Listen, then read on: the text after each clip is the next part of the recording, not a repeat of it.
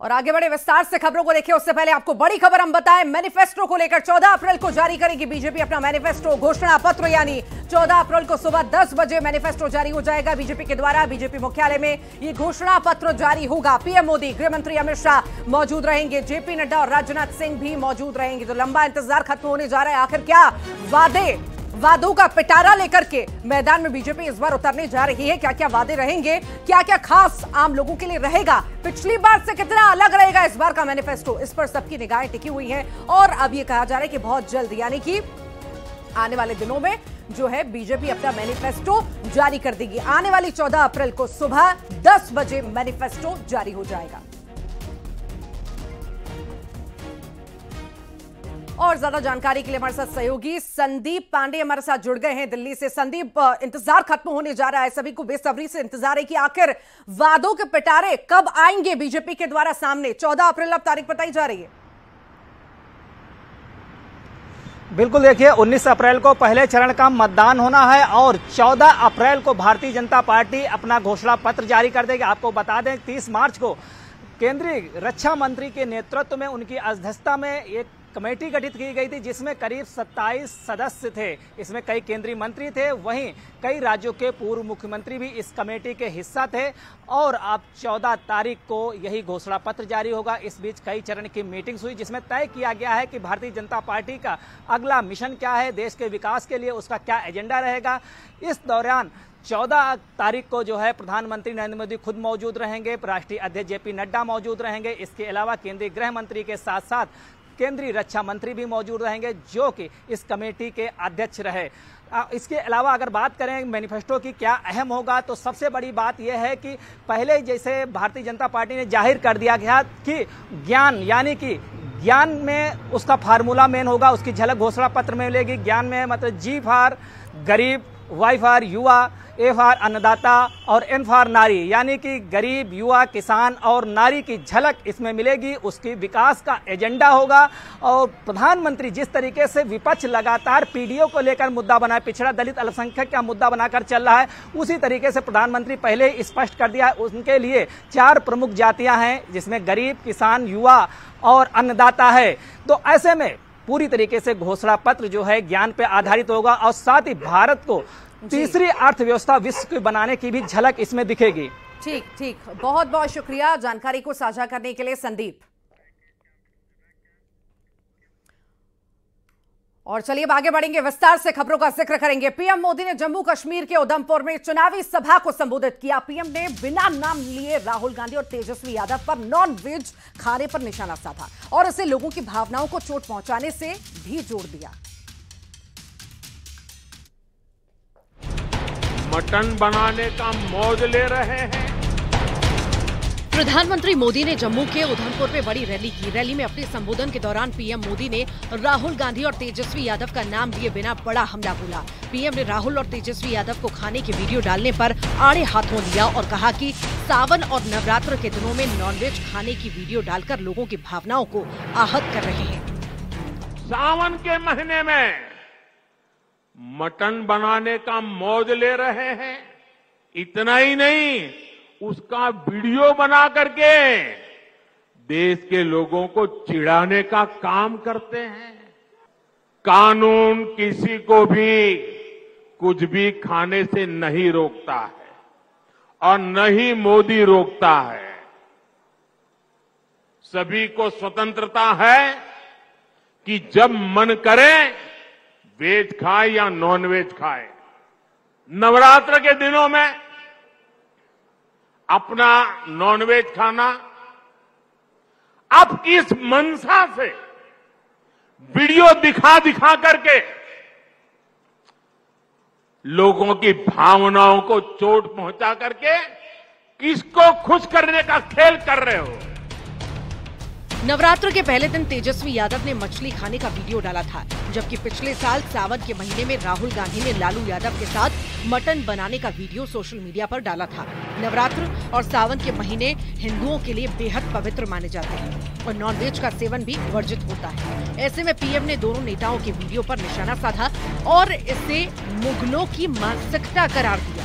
Bureau report, news 18।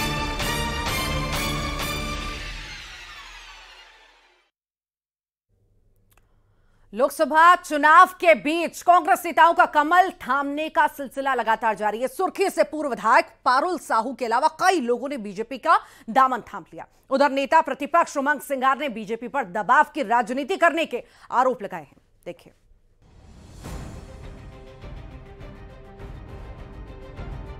Lok Sabha चुनाव के बीच कांग्रेस नेताओं का पार्टी से मोह भंग होने का सिलसिला लगातार चल रहा है। भोपाल में बीजेपी मुख्यालय में कई कांग्रेस नेता बीजेपी में शामिल हो गए। सुर्खी से पूर्व विधायक पारुल साहू बीजेपी में फिर से शामिल हुई।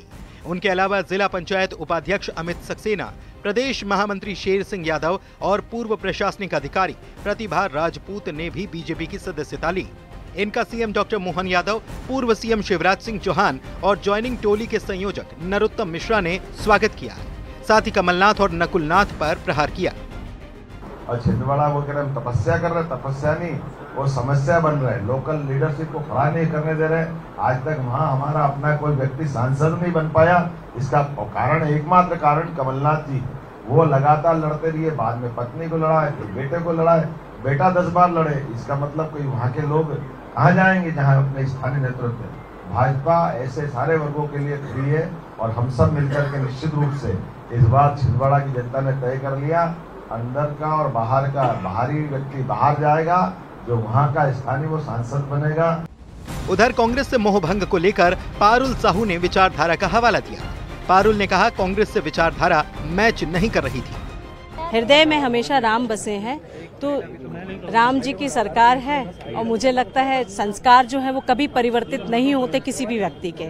तो कहीं ना कहीं जाने के बाद मुझे लगा कि मेरे संस्कार जो है वो वहाँ पे आइडियोलॉजी से मैच नहीं कर पा रहे हैं, तो मैं अपने परिवार में वापस आई। उधर कांग्रेस नेताओं के पार्टी को अलविदा कहने पर उमंग सिंघार ने बीजेपी को आड़े हाथों लिया और बीजेपी पर कांग्रेस नेताओं पर दबाव बनाने के आरोप लगाए। भारतीय जनता पार्टी के दबाव में इस प्रकार की कमलनाथ जी के प्रति रणनीति बनाई जा रही है, लेकिन मुझे विश्वास है कि कमलनाथ जी वरिष्ठ है, नेता है और वहाँ छिंदवाड़ा में मजबूत है और उनके साथ पूरे लोकसभा में सहानुभूति, उसका लाभ निश्चित तौर से कांग्रेस को मिलेगा। मध्य प्रदेश में कांग्रेस नेताओं का हृदय परिवर्तन जारी है और कांग्रेस के लिए मुश्किल ये है कि चुनाव के बीच नेता पार्टी छोड़ रहे हैं। कांग्रेस भले बीजेपी पर तमाम तरह के आरोप लगाए, लेकिन कांग्रेस के लिए नेताओं को एकजुट रखना चुनौती बन गई है और इसका अब तक हल पार्टी नहीं निकाल पाई है। Bureau report, news 18। Chhindwara Lok Sabha के हिसाब से एमपी के हॉट सीट में से एक है। बीजेपी कमलनाथ के किले में सेंधमारी के लिए पूरा जोर लगा रखी है। जेपी नड्डा ने चुनावी सभा को यहां पर संबोधित किया और इस बीच कैलाश विजयवर्गीय ने नकुलनाथ पर पैसों के दम पर लोकतंत्र को खरीदने के आरोप लगाए, तो जीतू पटवारी ने पलटवार किया। देखिए।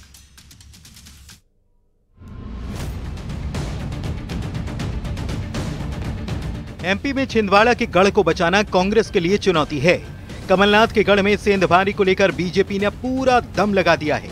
बीजेपी के राष्ट्रीय अध्यक्ष जेपी नड्डा छिंदवाड़ा पहुंचे, कांग्रेस के साथ ही इंडिया गठबंधन पर जमकर प्रहार किए।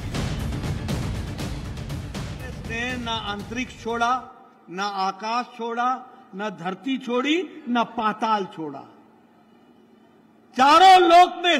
तीनों लोक में इन्होंने भ्रष्टाचार ही भ्रष्टाचार किया। इससे पहले मंत्री कैलाश विजयवर्गीय ने नकुलनाथ पर नोटों के दम पर वोट खरीदने की कोशिश के गंभीर आरोप लगाए थे।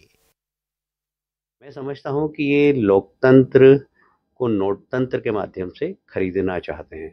नकुलनाथ जी बिल्कुल घबरा गए हैं। भारतीय जनता पार्टी की आंधी चल रही है, मोदी जी की आंधी चल रही है और मुझे लगता है कि उनको हार बहुत साफ दिखाई दे रही है। इसीलिए उन्होंने अब नोट तंत्र का सहारा ले लिया। कहीं बर्तन बांट रहे हैं, कहीं शराब बांट रहे हैं। अभी मुझे अहीर समाज के लोग आकर मुझसे मिले, कहा कि हमको बुलाया था और कहा कि 15 लाख रुपए का आपका मंगल भवन बना देंगे। इस प्रकार लोकतंत्र को नोटतंत्र के माध्यम से खरीदने की नकुलनाथ कोशिश कर रहे हैं। हम चुनाव आयोग से मांग करेंगे कि उनके जहां पर वो ठहरे हुए उस घर की जांच करना चाहिए। मुझे जानकारी प्राप्त हुई कि बोरों में नोट भरे हुए हैं, लोगों को बुला बुला के और नोट बांट रहे हैं। वहाँ उनके यहाँ छापा मारना चाहिए। हमारे पास 8-10 और लोगों के नाम आए। हम कल चुनाव आयोग से हमारा प्रतिनिधिमंडल मिलेगा और इस प्रकार चुनाव में जिस प्रकार अर्थतंत्र का उपयोग कर रही है कांग्रेस और नकुलनाथ जी। हम चुनाव आयोग से मांग करेंगे कि छिंदवाड़ा पूरी लोकसभा को संवेदनशील घोषित करें और इनके वाहन जितने भी हैं उनकी रोज जांच। लेकिन कैलाश विजयवर्गीय के बयान पर जीतू पटवारी ने पलटवार किया। जीतू पटवारी ने कहा कि हमारे खाते तो फ्रीज कर दिए गए हैं और पैसे तो बीजेपी के पास हैं। नोट कांग्रेस के पास है, कहाँ तो बीजेपी के पास है।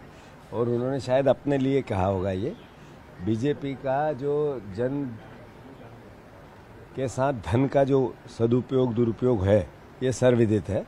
मैं मानता हूं कि जितने भी कहीं भी किसी भी प्रकार का जखीरा जब पकड़ा जाता है तो बीजेपी के ही लोग उसके पीछे निकलते हैं। बीजेपी के पास जो काला धन है जो अलग अलग बॉन्ड के योजना के अंतर्गत लिया वो एक नंबर में दिखता है, उससे 100 गुना ज़्यादा ब्लैक का पैसा है। और कैलाश विजयवर्गीय जी मध्य प्रदेश की जनता और देश की मीडिया इसको अच्छे से जानती भी है। वहीं छिंदवाड़ा में शराब और राशि मिलने पर सीएम डॉक्टर मोहन यादव भी कांग्रेस पर बरस पड़े। सीएम ने कहा कि कांग्रेस पार्टी डर रही है और इस वजह से लोगों को रिश्वत देने जैसे काम कर रही है। जिस ढंग से कल नोट पकड़ाए हैं, जिस ढंग से डरा रहा है, धमका रहे हैं और डर के मारे खुद भी 400 उम्मीदवार की बात कर रहे हैं, तो इसका मतलब है कि आप केवल बहाना बना करके हार से बचने का रास्ता ढूंढ रहे हो। लेकिन जनता माफ नहीं करेगी। इस बार निश्चित रूप से यशस्वी प्रधानमंत्री माननीय नरेंद्र मोदी जी तीसरी बार सरकार बना रहे हैं और हमारे सामने दिखाई दे। छिंदवाड़ा सीट पर बीजेपी के दिग्गज नेताओं के दौरे हो रहे हैं। 2019 में छिंदवाड़ा एकमात्र ऐसी सीट थी जहां से कांग्रेस से नकुलनाथ जीते थे। ऐसे में बीजेपी की कोशिश कमलनाथ के किले को गिराने की है। इस बीच आरोप प्रत्यारोप का दौर भी चल निकला है। Bureau report, news 18। वन मंत्री केदार कश्यप के बयान पर कांग्रेस की राष्ट्रीय प्रवक्ता राधिका खेड़ा ने बीजेपी पर निशाना साधा। उन्होंने कहा कि बीजेपी के मंत्री को च्यवनप्राश खाने की सख्त जरूरत है क्योंकि वो अपनी पार्टी का इतिहास और वर्तमान दोनों भूल रहे हैं। आपको बता दें कि केदार कश्यप ने कांग्रेस पर पाकिस्तान की भाषा बोलने के आरोप लगाए थे। उनके नेताओं के विचार आतंकियों और नक्सलियों की तरह बताए थे।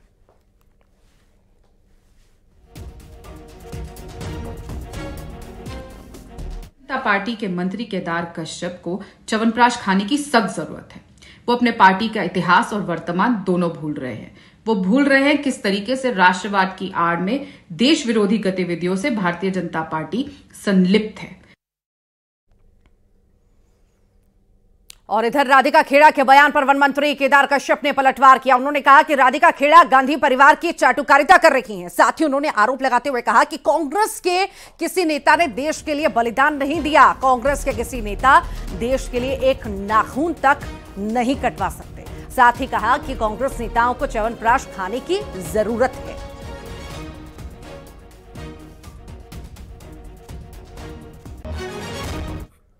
वनवासी लोग हैं और वनवास में हम लोग जिस तरीके से इस जंगल में हम लोग के में स्मृति शक्ति है वो हमारा अच्छा है। च्यवनप्राश खाने की आवश्यकता तो कांग्रेस के लोगों के है जो उनकी स्मृति विलोप हो रहा है और जिन्होंने अपनी राजनीति तुष्टीकरण के लिए जिन लोगों को आगे करके राजनीति की आज उसको जवाब देने की स्थिति में नहीं है। और यदि हम बात करें कांग्रेस अपने इतिहास को उठाकर देख ले, नेहरू से भारत के विदेशी मुद्रा भंडार को लेकर अच्छी खबर है। आरबीआई के मुताबिक विदेशी मुद्रा भंडार ने नया रिकॉर्ड बना दिया है। यह बढ़कर जो है $648.56 बिलियन पहुंच चुका है।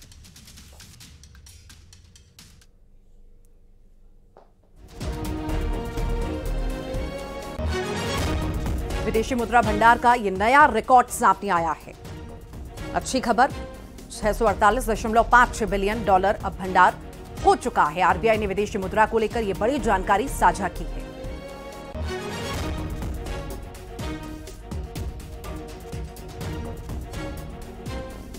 तो भारत के विदेशी मुद्रा भंडार को लेकर यह बड़ी जानकारी, अच्छी जानकारी आपको दे रहे हैं, अच्छी खबर आपको दे रहे हैं। आरबीआई के मुताबिक विदेशी मुद्रा भंडार ने नया रिकॉर्ड बना दिया है। यह बढ़कर अब $648.56 बिलियन पहुंच चुका है।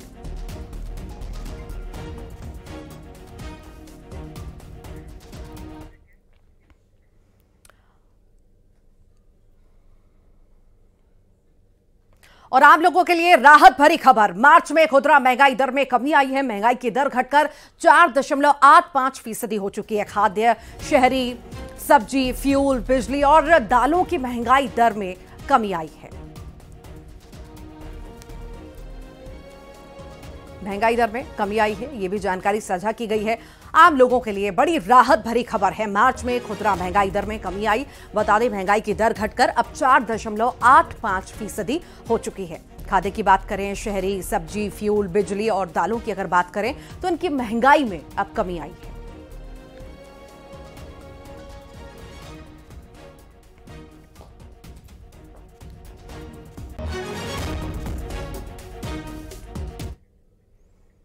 बेंगलुरु का जिक्र। रामेश्वर कैफे ब्लास्ट मामले में 2 लोगों को एनआईए ने गिरफ्तार कर लिया है। आरोपी अब्दुल मतीन ताहा और मुसावर हुसैन शाजिब को कोलकाता से एनआईए ने गिरफ्तार किया। ये बड़ी जानकारी इस वक्त आपको दे रहे हैं। बेंगलुरु के रामेश्वरम कैफे में ब्लास्ट हुआ था और इस मामले में 2 लोगों को एनआईए ने गिरफ्तार कर लिया है। नाम भी आपको बता दें, आरोपी अब्दुल मतीन ताहा और मुसावर हुसैन शाजिब को कोलकाता से एनआईए ने गिरफ्तार किया।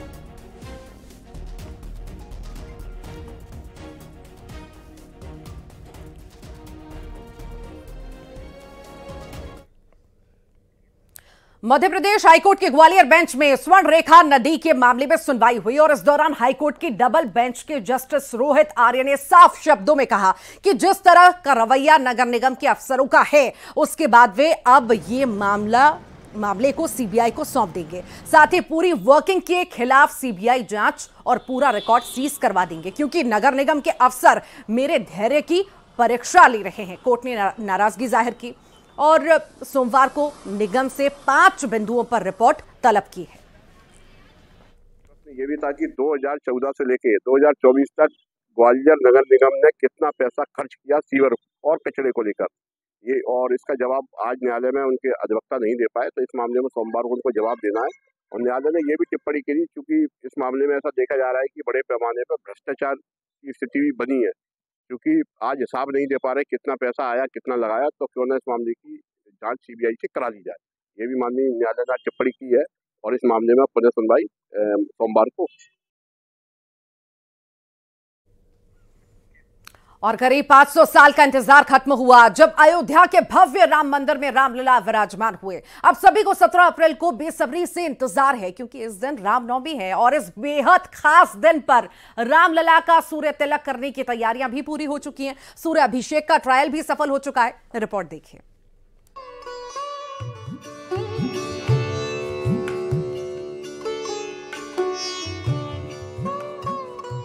इस साल 22 जनवरी के ऐतिहासिक दिन रामलला भव्य मंदिर के गर्भगृह में विराजमान हुए। नवरात्रि चल रही है और सभी को 17 अप्रैल का इंतजार है, क्योंकि मंदिर में विराजमान होने के बाद ये पहली रामनवमी पड़ रही है। इस दिन रामलला के सूर्य तिलक की तैयारियां जोरों पर चल रही हैं। ये नजारा ऐसा होगा जिसकी कभी कल्पना तक नहीं की गई होगी। देखिए, ये प्रशिक्षण अभी है। अभी इसका जो प्रयोग होगा वो उस दिन होगा जिस दिन भगवान राम का जन्म उत्सव मनाया जाएगा, और इसीलिए अभी मात्र प्रशिक्षण है। और प्रशिक्षण में जैसा कि वैज्ञानिकों ने जो खोज किया, जिस प्रकार से प्रयास किया, वो बहुत ही सराहनीय है और बहुत ही अद्भुत है। राम मंदिर में रामलला के सूर्य अभिषेक का सफल ट्रायल हुआ। वैज्ञानिकों की मौजूदगी में लेंस के जरिए भगवान रामलला के मस्तक पर सूर्य तिलक का ट्रायल किया गया। रामनवमी के दिन सूर्य तिलक के दौरान एक रिफ्लेक्टर, 2 दर्पण और 3 लेंस का इस्तेमाल होगा। पीतल के पाइप से किरणें मस्तक पर पहुंचेंगी। 17 अप्रैल 2024 को जब सूर्योदय होगा, तब दोपहर 12 बजे सूरज की किरणें अयोध्या के राम मंदिर में लगे हुए एक शीशे पर पड़ेंगी और फिर यही किरणें परिवर्तित होकर सीधे गर्भगृह में मौजूद प्रभु राम की प्रतिमा के मस्तक पर पड़ेंगी और इस तरह रामलला का सूर्य तिलक होगा। 4 मिनट तक ठीक इसी तरह 75 मिलीमीटर के आकार में सूरज की किरणें प्रतिमा पर मौजूद रहेंगी। 4 मिनट तक पूरा भारत श्री राम के सूर्य तिलक का गवाह बनेगा। अयोध्या में रामलला के दर्शन के लिए जन सैलाब उमड़ रहा है। हर रोज लाखों भक्त दर्शन करने के लिए पहुंच रहे हैं। 22 जनवरी को प्राण प्रतिष्ठा हुई थी और जनवरी में 13,50,000 लोगों ने दर्शन किए। फरवरी के महीने में 43,50,000 लोगों ने दर्शन किए। मार्च में आंकड़ा 46,50,000 तक पहुंच गया। अप्रैल के महीने में अब तक 13 लाख से अधिक लोग आ चुके हैं। अब रामनवमी के मौके पर यह रिकॉर्ड टूटने वाला है। अब प्रभु श्री राम के भक्तों को रामनवमी का बेसब्री से इंतजार है। सूर्य तिलक के लिए वैज्ञानिकों ने एक खास ऑप्टोमैकेनिकल सिस्टम तैयार किया है। Bureau report, news 18।